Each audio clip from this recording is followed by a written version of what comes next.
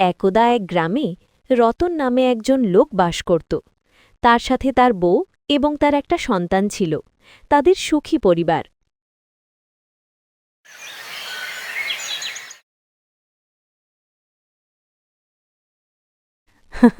শুভ, ওঠো বাবা, সূর্য উঠেই গেছে।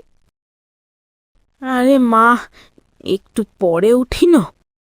গ্রামে যারা আগে উঠে না তারা নাকি পাখির গানও শুনতে পায় না। আজ বাজারে যাবি করিম? হ্যাঁ, ধান বিক্রি করে কিছু টাকা আনবে। বাবা, আমিও যাব তোমার সাথে। অবশ্যই যাবে। আজ তোমাকে গ্রামের হাট দেখাবো।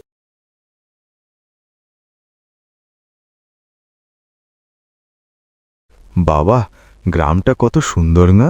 এই সৌন্দর্যই তো আমাদের শক্তি বাবা। আমি বড় হয়ে কৃষক হব বাবা। সেটাই তো আসল শিক্ষা।